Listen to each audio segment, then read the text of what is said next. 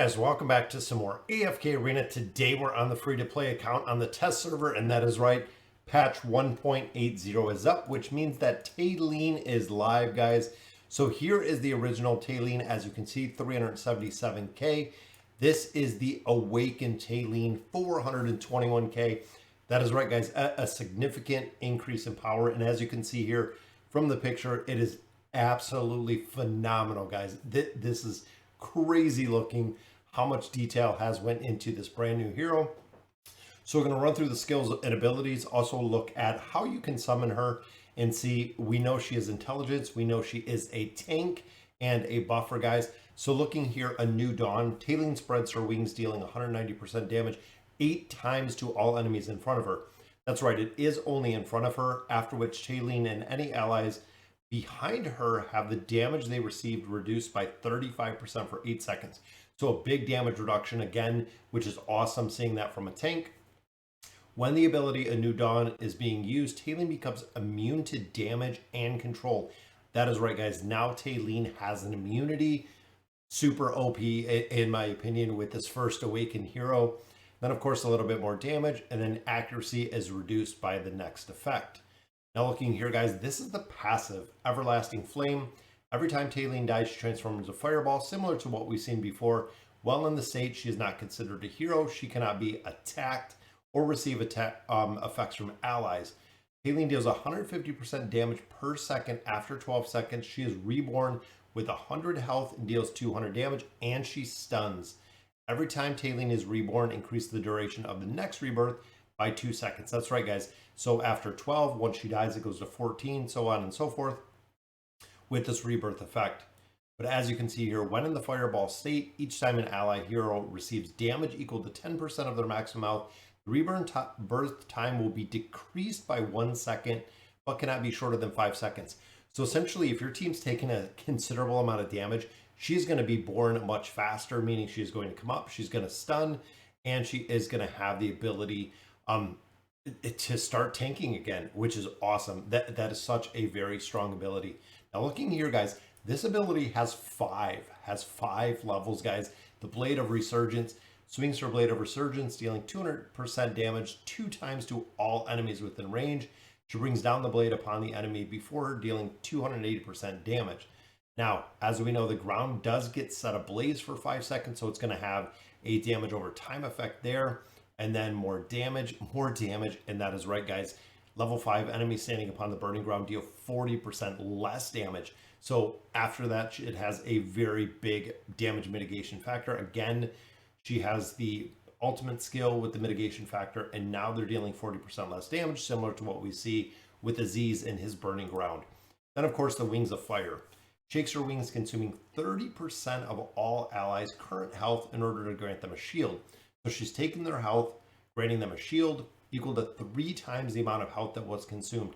That is right, guys. So that is a massive shield that she is going to be putting on your allies. Shield exists for 8 seconds, and the value cannot be lower than 300% of attack rating.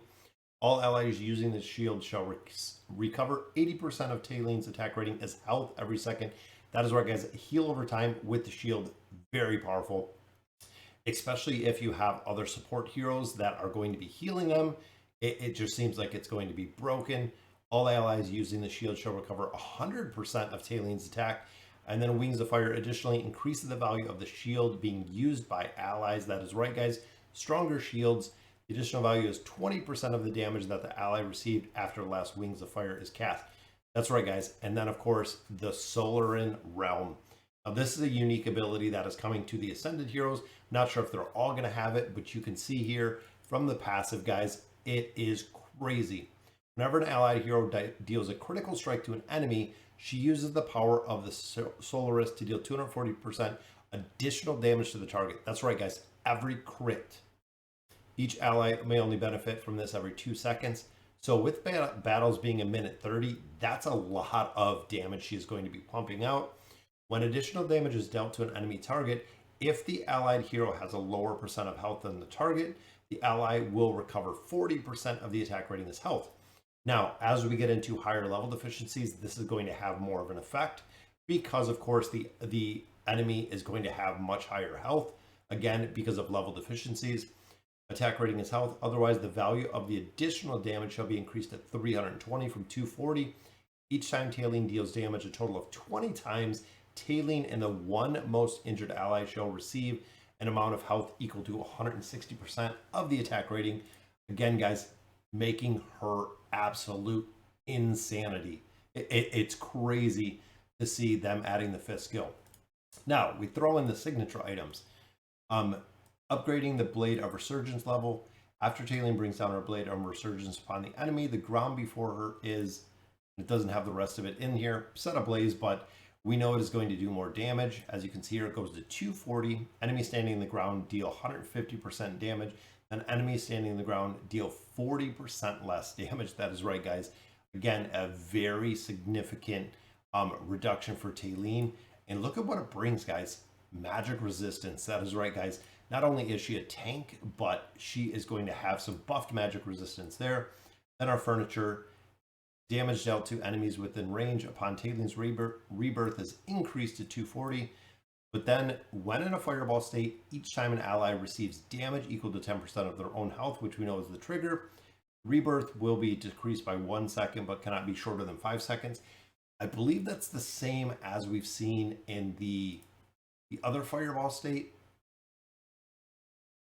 So I'm not sure if, again, translation could be an issue here, but guys, look at Talene.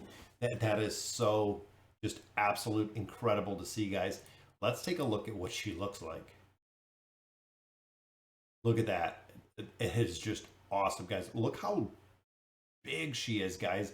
I mean, how absolutely phenomenal she looks, guys. Look at the shield around her. Wow. Guys, they did awesome with this, guys. It is absolutely phenomenal. There's the shield that's on the target, and that's a tank. That is right, guys. Remember, she is still a tanking class. That is awesome. I mean, the artwork in this game, absolutely phenomenal. But they really did above and beyond with her. That is crazy, crazy cool looking. Absolutely love it, guys. And there is, of course, the new Talene, the Resurging Flame. Now, the question is, how do you get her? So we know within here, it is going to be the Noble Tavern, guys. And that is right. Looking at our Stargazer, we can swap Stargazer cards for these Temple of Time cards, which right now we just have Talene. Remember, she only comes in Legendary. That is right, guys. She is only a Legendary hero, and we do have the same probability that we've seen before. We only have that 2% chance of picking her up. Now, big thing to note is we have 1 card or we have 10 cards. 1 card, 10 cards. Not sure if we can use diamonds on this, guys. I don't see the diamonds up here, but we're going to go ahead and we're going to try to do our summons. Boom. There we go. So there is the effect. Very cool. So there is our 10 cards. So similar to regular summons, you're going to get the cards out of here.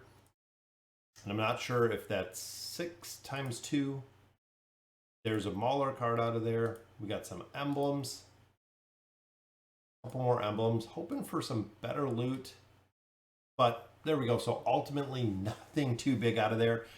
Similar to the other Stargazer, we got a couple emblems out of here, which I think that's just, is it one amplifying emblem and 2 primordial emblems.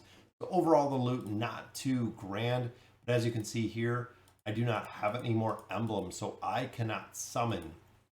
Diamonds are not going to be a factor in this one, which really makes it a game changer, because that's going to increase the difficulty in getting Talene because of the fact that you can't use your diamonds. We know the Stargazer cards we should be able to swap. I don't think the new events are up as of right now. Not sure if you can buy them because they said they were coming to Yuri's ship. And again, we might have to wait till later today to be able to pick up some of these changes in here. But ultimately, if you can't use diamonds in here, again, that's going to be very hard to pick up these Awakened Heroes because you have to get the cards. We have to see exactly how rare these cards are going to be. We know, essentially, they said you can, during the event, you can do 5 Stargazer cards or 5 Temple of Time cards. So you're actually going to be able to swap them, which I'm not sure who this hero is here, but very cool looking indeed. Emblems Time can be used to summon Awakened Heroes. Summons also have a chance to reward diamonds, which we know. Prize pool is consistent with the awakened chosen by the player. So again, not too many details, guys, but it looks like we're not going to be able to use diamonds within here, which kind of stinks because it's going to make it incredibly difficult, especially if you're free to play. Short, again, of swapping some Stargazer cards, but you're talking every 6 to 7 summons, just like we see with the normal Stargazer, with the probabilities to get the new heroes, guys. So let me know in the comments what you guys think, and as always, thank you guys for watching.